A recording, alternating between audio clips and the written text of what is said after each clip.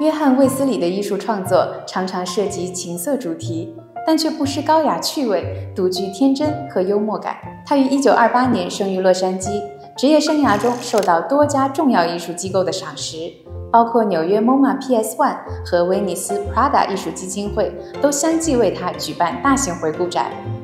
2023年，纽约蓝筹画廊佩斯宣布代理约翰·卫斯理遗产，更是将其市场推向前所未有的高度。如今，寻找一件卫斯理的代表作并非易事。恰逢纽约有一场他的个展刚刚揭幕，我们就以此为契机，一起品鉴这位艺术大师的精品典藏。Hi Vanessa. Hi Kieran. So good to see you today. Too. I've been waiting for this exhibition for months, and thank you so much for making it happen. We're very excited to have it, and of course, I'm so glad that you're one of the first people to come in to see it. It's my honor.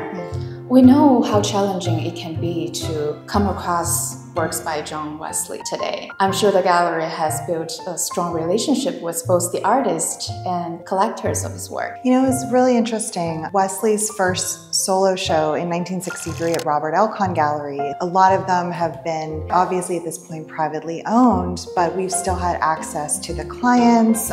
For a long time, just always followed his career after he moved on from Robert Elkon, went on to other great institutions and galleries, and now having his estate being handled by Pace, it's been really great to see from early 60s to what's going on now with his work, and just see him evolve and his work really get placed in great collections.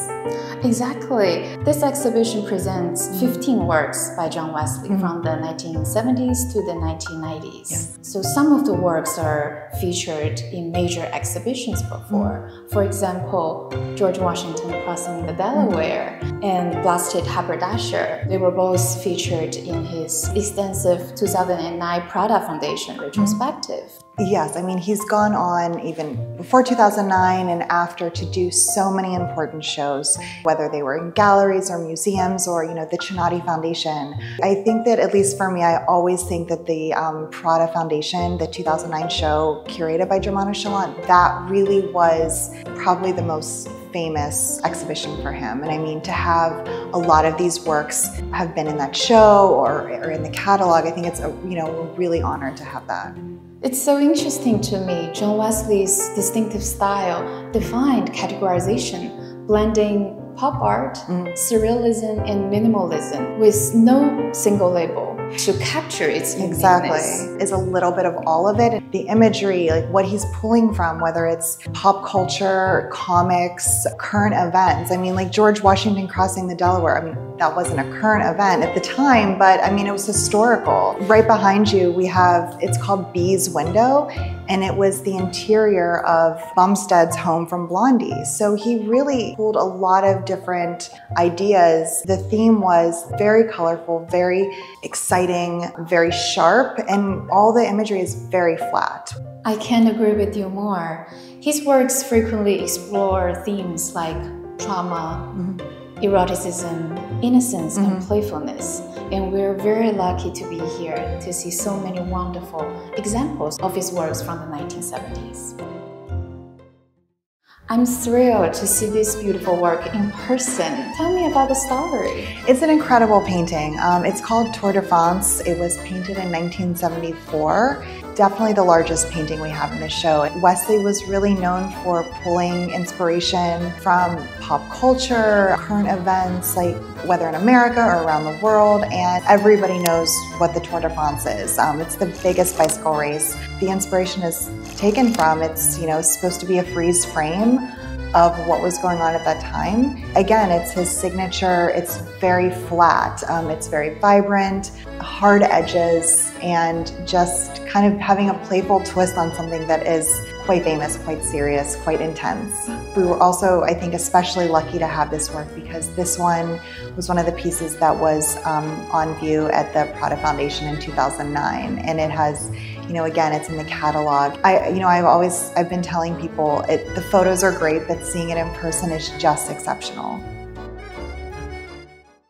Starting in the 1990s, John Wesley incorporated pink into his typical flat painting surfaces, expanding beyond his usual limited color palette of blue, white, and gray. The use of pink, especially in depictions of female bodies, became a prominent element of Wesley's artistic language. This pink hue, with its flashy, velvety, and luminous qualities, consistently serves as a metaphor for pleasure and sensual enjoyment, without delving into the realms of tragedy or extreme passion. Instead, it hovers in the space between sexuality and decoration. His art really invites viewers to engage as accomplices and voyeurs in his exploration of concealed desire, with the central theme revolving around the conflict between conscious and the unconscious. Thank you, Vanessa, for presenting us this exceptional exhibition. Of course. Thank you for coming and for, taking the time to discuss the exhibition and Wesley and his works. As collectors express increasing interest in acquiring Wesley's artworks, this exhibition provides a significant opportunity for those who seek to obtain his premier paintings or entry-level works on paper. These artworks not only offer a promising investment, but also serve as a source of profound enjoyment. 那我们今天的分享就先到这里。如果你想要收藏视频中介绍的藏品，可以在视频下方找到我们的联系方式。